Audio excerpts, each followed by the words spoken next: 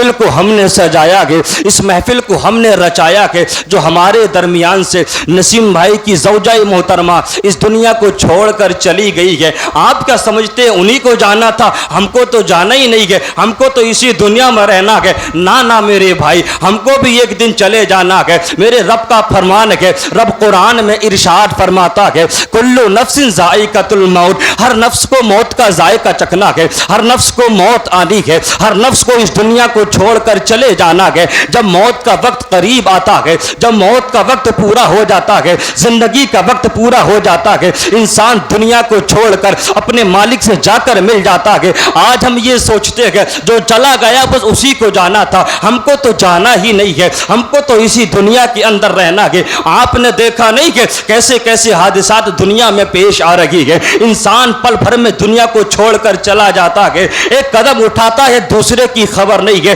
دوسرا اٹھاتا ہے تیسرے کی خبر نہیں ہے۔ آپ نے ابھی نہیں دیکھا جہاں جس کی موت کا وقت ہو جاتا ہے وہیں پر اس کی موت لکھ دی جاتی ہے۔ رب کا قرآن ارشاد فرماتا ہے اینما تکونوا یدرککم الموت ولو کنتم فی بروج مشیدہ۔ میرا رب پاکیزہ کلام میں ارشاد فرماتا ہے اے لوگو اگر تم جہاں کہیں بھی ہو، اگر موت کا وقت آ جائے گا موت تم کو پہنچ کر ہی رہے گی، اگرچہ تم مضبوط قلعوں کے اندر چھپ جاؤ، اگر تم مضبوط قلعوں کے اندر اپنے آپ کو سیف کر لو، لیکن جب موت کا وقت آ جائے گا موت کہیں بھی ہو، تم کہیں بھی چلے جاؤ، موت تمہارا پیچھا نہیں چھوڑے گی۔ ابھی کچھ روز کی پہلے کی بات ہے، آپ نے نہیں دیکھا کہ کچھ لوگ پنڈوبی کے اندر 2-2 کروڑ کا ٹکٹ خریدنے کے بعد سمندر کی تہہ کے اندر جاتے گئے، وہ یہ سوچ رہے تھے ہم سمندر کا معائنہ کر کے آئیں گے، ہم سمندر کی مخلوق کو دیکھ کر آئیں گے، ہم سمندر میں جانے کے بعد عجیب و غریب چیز دیکھ کر آئیں گے۔ ان کو کیا پتا تھا کہ ان کی موت کا وقت سمندر کی تہہ کے اندر لکھا ہوا ہے، ان کی موت کی جگہ وہاں پر مقرر کر دی گئی ہے، وہ وہاں پر جائیں گے۔ ایسے اسباب کو رب تبارک و تعالی مہیا کر دیتا ہے کہ انسان خود بخود وہاں جانے کے لیے تیار ہو جاتا ہے۔ ایک نہیں 2-2 کروڑ کا غالباً ٹکٹ انہوں نے خریدا، خریدنے کے بعد اس میں اپنے آپ کو محفوظ سمجھ رہے تھے، لیکن سمندر کی تہہ کے اندر چلے جاتے گئے، سمندر کی گہرائیوں میں چلے جاتے گئے۔ جب سمندر کی گہرائیوں میں پہنچ جاتے گئے میرے رب کا وعدہ حق ہو جاتا ہے، میرے رب کا وعدہ سچا ہو جاتا ہے۔ اے دنیا والو اگر تمہاری موت کا وقت سمندر کی تہہ کے اندر لکھ دیا گیا، اگر سمندر کی تہہ میں تمہاری موت کی جگہ مقرر کر دی ہے تو تم خود بخود سمندر کی تہہ میں چلے جاؤ گے، اور وہیں پر آنے کے بعد حضرت اسرائیل تمہاری روح کو قبض کر کے لے جائیں گے۔ جہاں جس کی زندگی کا وقت پورا ہو جائے انسان خود بخود اسی جگہ پہنچ جایا کرتا۔ ان کو یہ گمان نہیں تھا، یہ تصور بھی نہیں تھا ہم تو پیسے والے آدمی ہیں، ہم تو سیر کرنے جا رہے ہیں، تفریح کرنے جا رہے ہیں۔ ان کو کیا پتا تھا ہماری موت کی جگہ پر ہم کو پیسہ خرچ کرنے کے بعد لے کر جایا جائے گا۔ ان کو معلوم تھا؟ ان کو کوئی خبر نہیں تھی، وہ تو بے خوف و خطر اپنا پیسہ خرچ کرنے کے بعد سمندر کا معائنہ کرنے گئے تھے، ایک ملبے کو دیکھنے کے لیے جا رہے گے۔ ملبے کو دیکھنا تو ایک بہانہ تھا، وہاں پر موت کا وقت ان کا وہیں آنا تھا۔ حضرت سلیمان علیہ السلام نبی کے دور سے پہلے کی بات ہے، حضرت سلیمان علیہ السلام ان کی بارگاہ میں آپ کا خادم بیٹھا ہوا ہے، حضرت اسرائیل علیہ السلام اس کی طرف ٹکٹکی باندھ کر دیکھ رہے ہیں۔ اس انسان نے کہا اے سلیمان علیہ السلام رب تبارک و تعالیٰ نے آپ کو وہ اختیار دیا ہے، آپ کو وہ پاور دی ہے، اگر آپ ہوا کو حکم کر دیں ہوا چلنے لگے، ہوا کو حکم دے ہوا وہیں پر رک جائے۔ یہ انسان مجھ کو گھور کر دیکھ رہا ہے، آپ ایسا کرے کہ مجھ کو ہندوستان بھیج دیا جائے، فلاں جگہ پر بھیج دیا جائے، مجھ کو یہاں پر اپنے آپ کو محفوظ سیف نہیں کر رکھا ہوں، اپنے آپ کو محفوظ نہیں سمجھ رہا ہوں۔ حضرت سلیمان علیہ السلام علی نبینا علیہ الصلاۃ والسلام ہوا کو حکم دیتے گئے اے ہوا اس کو پکڑ لے، اس کو وہاں پر چھوڑا۔ جیسے ہی اس جگہ پر وہ پہنچ جاتا ہے وہاں اس کی موت کا وقت قریب آ جاتا ہے، اس کی جگہ وہاں پر لکھی ہوئی ہے،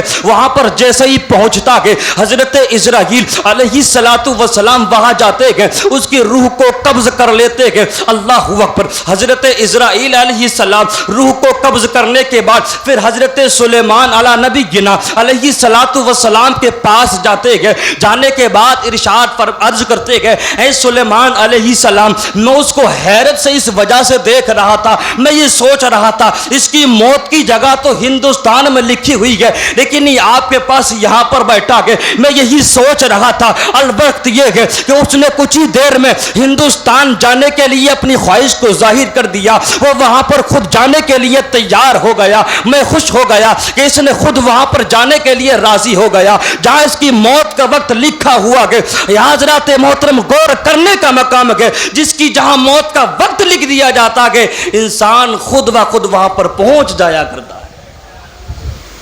کیونکہ رب کا قرآن 5ویں پارے میں 7ویں رکوع پہ رب ارشاد فرماتا ہے اینما تکونوا یدرککم الموت ولو کنتم فی بروج مشیدہ. تم کہیں بھی ہو موت تمہارا پیچھا کرتی وہاں پہنچ جائے گی. اگرچہ تم مضبوط قلعوں کے اندر چھپ جاؤ, اس کے اندر اپنے آپ کو محفوظ سمجھ لو, لیکن جب موت کا وقت آئے گا وہ مضبوط قلعے بھی تمہارا کچھ بچاؤ نہیں کر سکتی, کیونکہ رب کا وعدہ ہے. آج انسان ہر چیز میں اختلاف کر دیتا ہے, بھائی بھائی میں اختلاف ہو جاتا ہے, باپ بیٹے میں اختلاف ہو جاتا ہے, پڑوسی میں اختلاف ہو جاتا ہے.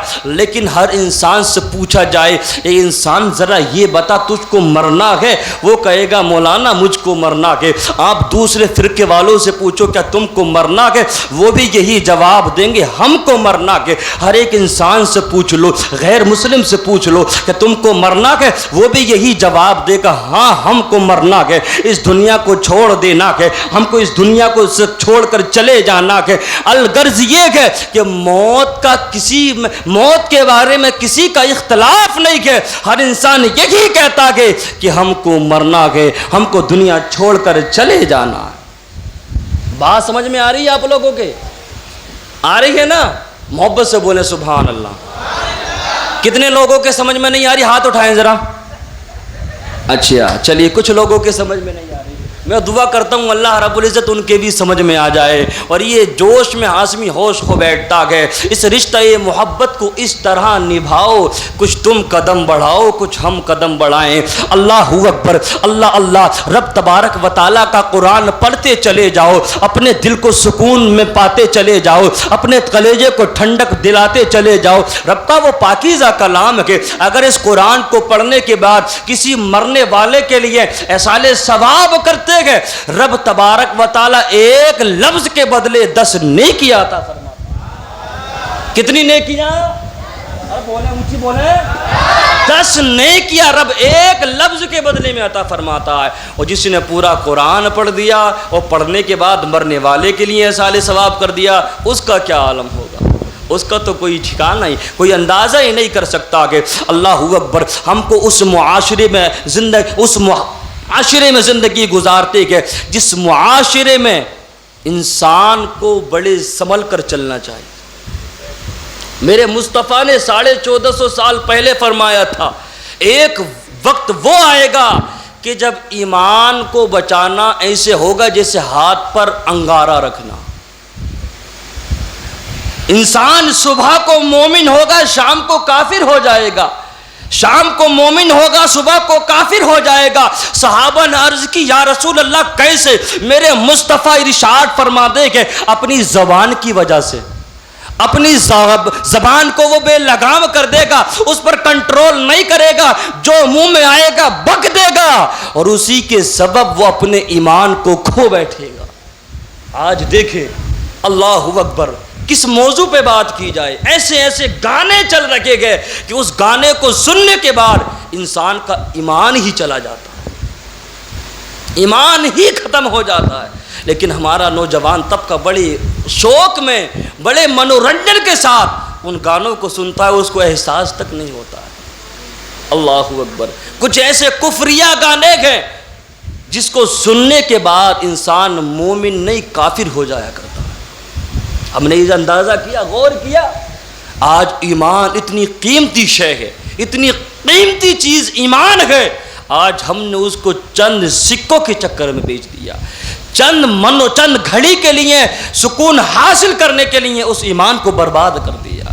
اگر آپ سے پوچھا جائے آپ کسی ایسے راستے کے بارے میں جانتے ہو جس راستے پہ چلنے کے بعد انسان کی جان چلی جائے، اس کا مال چلا جائے، اس کی جان کو خطرہ ہو جائے، اس کی جان جانے کا اندیشہ ہو، آپ اس راستے پر جاؤ گے؟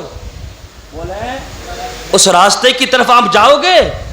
مال جانے کا خطرہ ہو تو راستہ بدل دیں گے آپ، جان جانے کا خطرہ ہو راستہ بدل دیں گے آپ۔ جو ایمان مال اور جان سے بھی قیمتی شے ہے، اس کو بچانے کے لیے ہم کیا کرتے ہیں؟ ہم کچھ کرتے ہیں؟ علماء سے دوری اختیار کرتے، ہم کو احساس تک نہیں ہے۔ علماء سے دوری اختیار کرتے کہ ہم کو احساس بھی نہیں ہوتا کہ ہمارا ایمان برباد ہو جایا کرتا ہے۔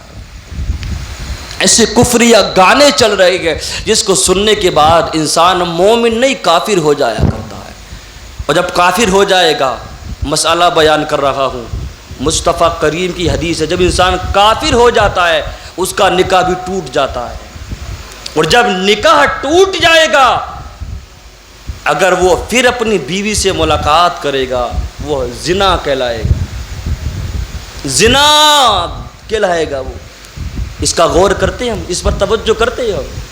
مصطفیٰ فرماتے ہیں اس زبان کی حفاظت کی ذمہ داری اگر کوئی میرے سپرد کر دے، اس زبان سے انسان اپنا ایمان برباد کرتا چلا جائے گا۔ میرے عزیزو، مصطفیٰ کریم ارشاد فرماتے ہیں اے میرے صحابہ سنو، کہ میں تم کو وہ عمل نہ بتاؤں جو ہے تو بڑا ہی مختصر، کچھ کرنا بھی نہیں پڑتا ہے، زیادہ محنت بھی نہیں لگتی ہے، روپیہ پیسہ خرچ نہیں ہوتا ہے، لیکن عمل بہت بڑا ہے۔ صحابہ نے عرض کی یا رسول اللہ بتائیں نا۔ میرے مصطفیٰ کریم ارشاد فرماتے کہ کم بولنا یہ بھی بہت بڑی نیکی ہے۔ سبحان اللہ، کم بولنا۔ مصطفیٰ فرماتے جو زیادہ بولتا ہے وہ جھوٹ بھی بہت بول دیتا ہے، جو زیادہ بولتا ہے کسی کی چگلی بھی کر دیتا ہے، جو زیادہ باتیں ملاتا ہے، جو جس کے اندر نہیں ہوتا اس بات کو بھی بیان کر دیتا ہے، اس کو احساس تک نہیں ہوتا ہے۔ اللہ اکبر، کم بولنا بھی یہ بھی عبادت میں لکھا جاتا ہے۔ سبحان اللہ، لیکن ہم غور نہیں کرتے۔ میرے عزیزو، ذرا سوچے یہ کون سا مہینہ چل رہا ہے؟ اسلامی سال کا آخری مہینہ چل رہا ہے، اور اس کی غالباً آج 24 تاریخ لگ چکی ہے، اور آنے والا مہینہ جو ہے اس کو تو جانتے ہیں آپ، کون سا مہینہ آ رہا ہے جی؟ کون سا مہینہ؟ اللہ اکبر، یہ ہماری مسلمان عوام کا حال ہے۔ اگر جنوری، دسمبر، اکتوبر، نومبر پوچھا جائے تو بتا دیں گے اکتوبر، نومبر، دسمبر کے بعد جنوری آتی ہے، نیا سال مبارک ہو، لیکن ہم کو اسلامی نیا سال یاد نہیں ہے۔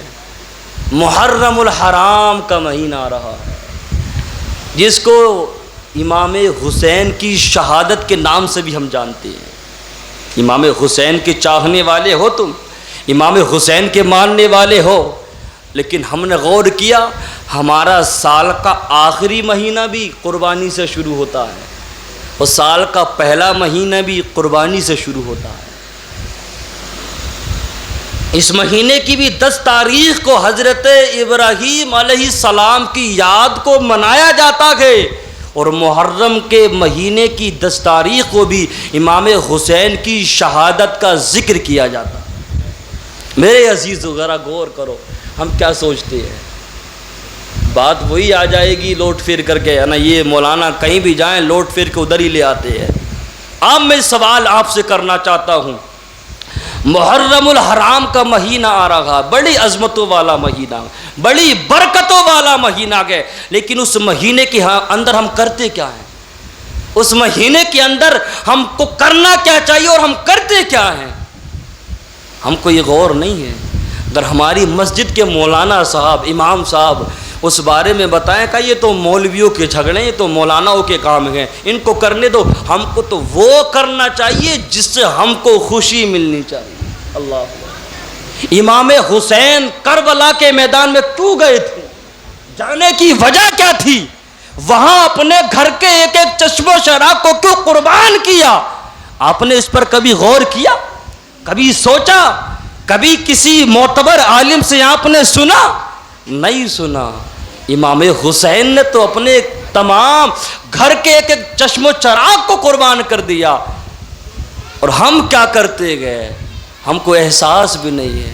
میرے عزیزو، نبی مکرم صلی اللہ تعالی علیہ وسلم کے پیارے نواسے حضرت امام حسین کربلا کے میدان کے اندر 3 دن کے بھوکے پیاسے، کتنے دن کے؟ 3 دن کے بھوکے پیاسے۔ ہم کو 3 گھنٹے بھی اگر کچھ کھانے کو نہ ملے تو ہم بے قرار ہو جاتے ہیں۔ 3 گھنٹے کھانے کو نہ ملے، 3 گھنٹے پینے کو نہ ملے، بے قرار ہو جاتے گئے، پریشان ہو جاتے گئے۔ ہم حیران ہو جاتے ہیں، یار 3 گھنٹے ہو گئے ابھی تک کچھ کھایا نہیں ہے، کچھ پیا نہیں ہے، ابھی تک ہمارے حلق سے کوئی چیز اتری نہیں ہے۔ لیکن کربلا کے میدان میں امام حسین 3 دن کے بھوکے پیاسے ہیں۔ کوئی شکوہ و شکایت نہیں ہے، کوئی گلہ نہیں ہے، کوئی نماز قضا نہیں ہے، کوئی رب کی بارگاہ میں یہ نہیں ہے مولا 3 دن سے بھوکے پیاسے، کھانے کو کچھ نہیں، پینے کو کچھ نہیں، نمازیں ادا کریں تو کیسے کریں؟ نہیں، نماز کا وقت آتا ہے مصلی کو بچھا دیا جاتا ہے، مصلی کو بچھا دیا جاتا ہے، نماز ادا کی جاتی ہے۔ لیکن ہم ڈھول تاشے بجانے کا نام ہی امام حسین سے محبت رکھ دیا ہے۔ میری بات اگر کڑوی آپ کو لگ جائے مجھ کو واپس کر دینا۔ لیکن میرے عزیزو، ہمارے نسیم بھائی کی زوجہ محترمہ کا انتقال ہوا۔ آپ ذرا دل کے کانوں سے دماغ پر زور ڈال کر ذرا سوچیں، نسیم بھائی کی زوجہ محترمہ کا انتقال ہوا۔ اگر کوئی اس وقت میں کوئی خرافات والا کام کرے ان کو کیسا لگے گا؟ بولے۔ کوئی ڈھول تاشا بجائے ان کو کیسا لگے گا؟ بولے، بتائیں ذرا آپ لوگ۔ ان کو غلط لگے گا۔ ڈھول تاشا بجانا تو ویسے بھی ناجائز و حرام ہے، لیکن ہم نے سوچا یار یہی امام حسین سے محبت کا ثبوت ہے۔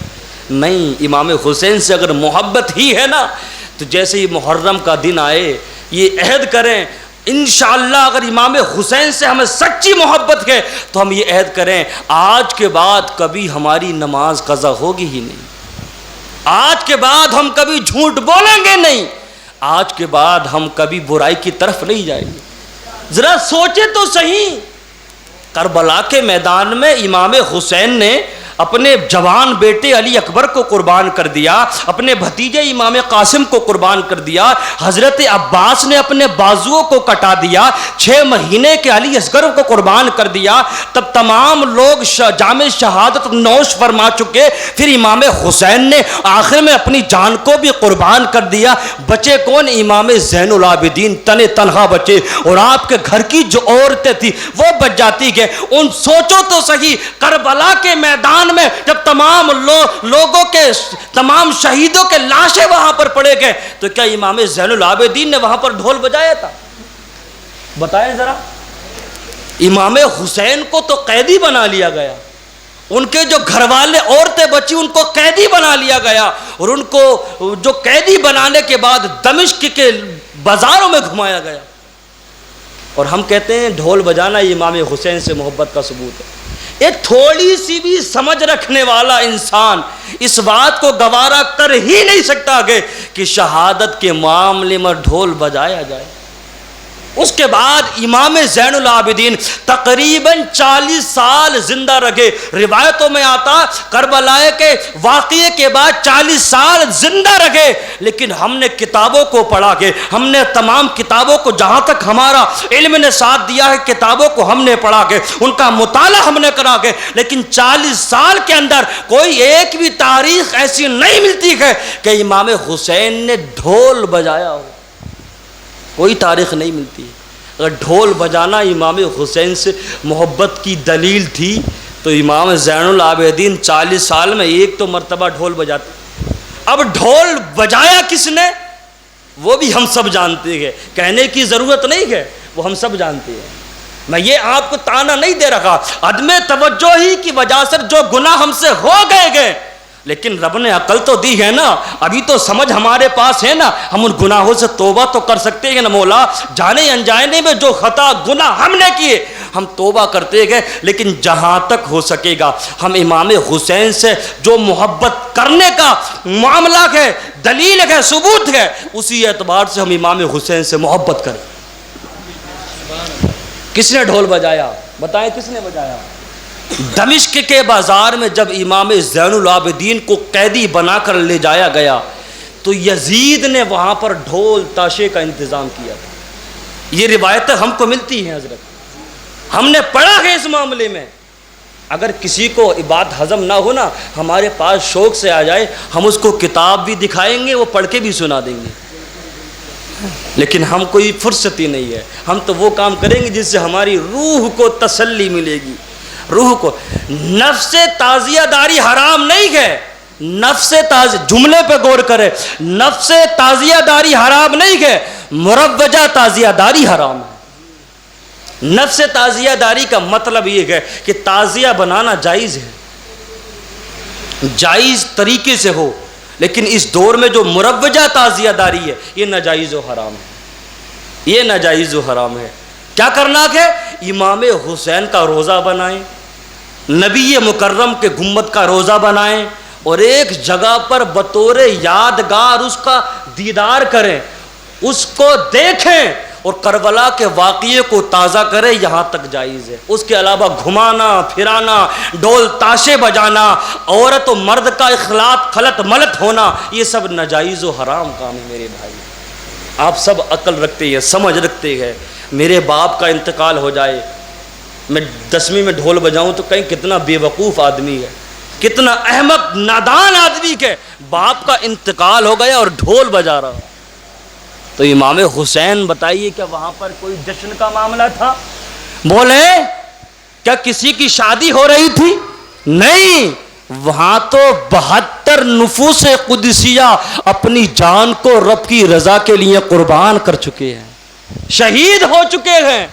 اور یہ دنیا والوں کو پیغام دے دیا, او دنیا والوں یاد رکھنا, اگر نبی کی محبت میں مال و دولت دینے کی باری آئے تو مال و دولت دے دینا, اگر نبی کی محبت میں کرسی و حکومت دینے کی باری آئے کرسی و حکومت دے دینا, اگر نبی کی محبت میں جان دینے کی باری آ جائے تو جان دے دینا, لیکن رسول اللہ کا دیا ہوا ایمان نہ جانے دینا, رسول اللہ کا دیا ہوا ایمان نہ جانے دینا.